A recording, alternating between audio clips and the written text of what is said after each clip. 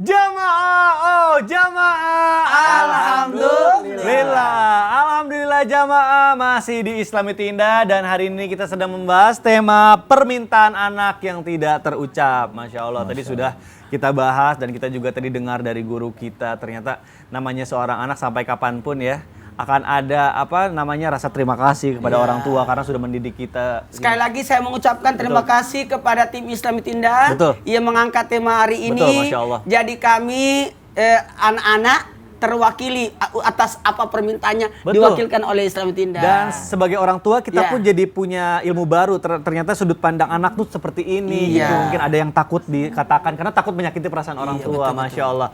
Baik, nah jamaah seperti yang tadi saya sudah katakan, sekarang kita akan memberikan kesempatan lagi untuk jamaah. Insya Allah nanti pertanyaannya akan dijawab oleh guru-guru kita. Tentunya dalam segmen Tanya Dong Ustadz. Kami semua tanya dong Ustadz. Baik, langsung aja kita bacakan pertanyaan pertama. Ada pertanyaan dari Instagram @hamba_Allah. Baik, tidak mau disebutkan namanya. Assalamualaikum Ustadz. Waalaikumsalam warahmatullahi wabarakatuh.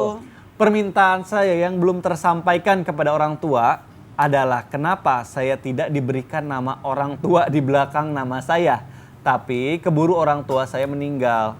Tapi saya masih penasaran, itu bagaimana solusinya Ustadz? Nah benar juga karena kalau mohon izin sambil memperbaiki dulu. Ya, gimana, jangan Ustadz? pernah berburuk sangka sama orang tua. Ya. Maksud tujuan dari orang tua itu kemungkinan ini tanda kutip ya besar bahwa orang tua itu menginginkan anak itu jadi orang hebat sesuai dengan dirinya. Betul, baik. Nah, tidak berada di bawah bayang-bayang orang tua. Bayang-bayang orang tua. Kembali kalau saya kan masih kecil, ayah saya meninggal. Supaya ayah saya tetap hidup abadi kebaikannya, saya mengatasnamakan saya Ustadz Maulana.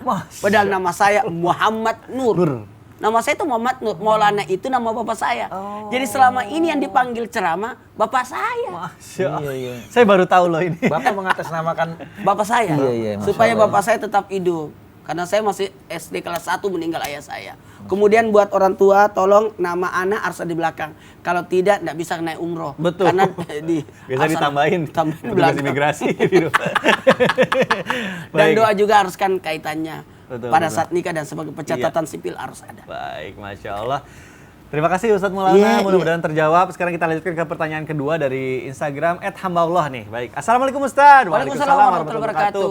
Apakah boleh kita iri kepada kakak karena mendapatkan apa yang diberikan orang tua, sedangkan saya nggak pernah dapat yang baru? Oh, jadi kalau adik teh masukkan dia saya dapat bekas. Astagfirullahaladzim, saya juga pernah ngasih lagi.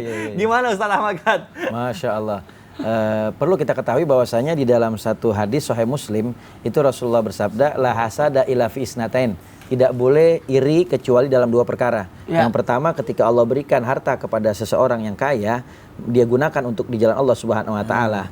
Maka kita boleh ingin seperti mereka, punya harta yang banyak untuk kebaikan, untuk berinfak. Yang kedua, ketika ada Allah memberikan ilmu kepada orang lain, lalu manfaat buat orang banyak, maka kita boleh menginginkan seperti mereka, tapi tanpa menghilangkan kenikmatan mereka. Kalau menghilangkan kenikmatan mereka, maka ini yang diharamkan oleh Allah Subhanahu wa taala. Jadi kalau sekiranya kita dapat hadiah dari orang tua, maka kita bersyukur aja. Orang tua itu lebih tahu apa yang pantas dan baik buat kita. Jangan berburuk sangka kepada orang tua. Segala sesuatu yang orang tua berikan itu pasti ada hikmahnya buat kita. Wallahu taala a'lam bishawab. Alhamdulillah. Baik, terima kasih Ustadz Ahmad kan. Baik, alhamdulillah jamaah, sekarang berarti saatnya kita insya Allah bersama-sama akan bermuhasabah dan insya Allah ditutup oleh doa dan dipimpin oleh guru kita Ustadz Syam. Silakan Ustadz. Jamaah Islamity Indah kembali merekap apa yang disampaikan guru-guru kita di mimbar Islamity Indah. Yang pertama, permintaan anak untuk tidak dimarahi di depan umum. Kemudian permintaan anak untuk tidak dibanding-bandingkan. Yang ketiga, permintaan anak untuk memilih sesuai dengan minatnya. Kemudian yang keempat adalah permintaan anak untuk tidak diungkit-ungkit kesalahan masa lalunya. Yang kelima adalah permintaan anak untuk ditemani ketika merasa kesepian atau kurang perhatian. Kemudian yang keenam adalah permintaan anak adalah di saat mereka ingin curhat masa puberitasnya. Kemudian yang ketujuh adalah permintaan anak untuk bisa terbuka dalam situasi menakutkan ataupun berbahaya. Ketujuh permintaan ini adalah mesti dipahami oleh orang tua, bukan dijadikan dalil oleh anak untuk melawan orang tuanya.